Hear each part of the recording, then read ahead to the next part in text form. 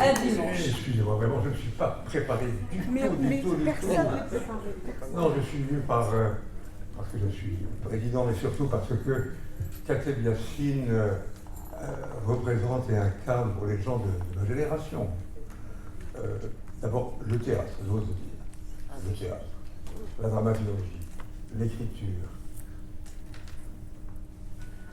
la vie, les combats. Évidemment, moi j'ai suivi comme créateur du Festival mondial du théâtre à Nancy, puis après exerçant des fonctions dans le domaine du théâtre, l'itinéraire extraordinaire de Kateb Yassine. Vous avez raison de dire, vous le rappelez que lui-même disait qu'il y a eu toute une moitié de sa vie, au moins, qui n'est pas assez connue encore, son œuvre intellectuelle, son œuvre littéraire. Et parmi, évidemment, je dirais, les œuvres phares, les œuvres qui, pour nous, les anticolonialistes, incarnaient ce combat et cette œuvre, il y avait évidemment Mohamed Panzani. Ce fut pour nous, les gens de ma génération, les gens qui pratiquaient le théâtre, c'était un ouvrage puissant, fort, c'était un cri du cœur, un cri de l'énergie, et en même temps l'expression d'une souffrance, d'une vraie souffrance. Et on n'imagine pas peut-être aujourd'hui à quel point cette œuvre, il y a eu d'autres œuvres de Kateb, mais cette œuvre a été marquante, ce fut une césure, ce fut y compris sur le plan politique et poétique et théâtral, voilà.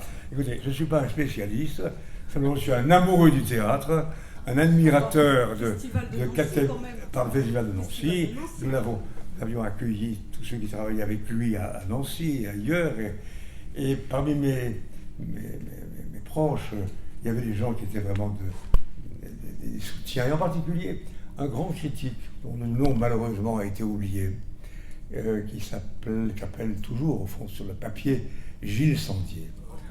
Et Gilles Sandier a été bravo, je suis très content, ça me réjouit de savoir que tout ne s'oublie pas, et notamment quand cela concerne le théâtre, l'écriture et un homme comme Kateb Yassine. Et Gilles Sandier a été un allié, un militant, j'allais dire, katébien, je ne sais pas comment on peut dire. Et il a entraîné avec lui des étudiants, des jeunes, des spectateurs pour découvrir son œuvre. Voilà. Et puis beaucoup. Non, par ailleurs, mais j'arrête là parce que je ne connais les choses que par morceaux. Quand vous citez Jean-Marie Serrault, j'ai entendu à l'instant. Oui, tout à fait. Bon, je ne sais pas, certains l'ont connu ou pas connu, mais pour moi, il est aussi un modèle de l'homme de théâtre. Sa curiosité intellectuelle, son audace permanente, ses liens avec les auteurs de ce temps-là qu'on ne connaissait pas bien. Aimé Césaire en particulier, ce qu'il a entrepris sous la forme de théâtre de Tréteau, à Fort-de-France, mais aussi, il a été l'un des premiers, peut-être le premier découvreur de la cartoucherie, avant même Ariane.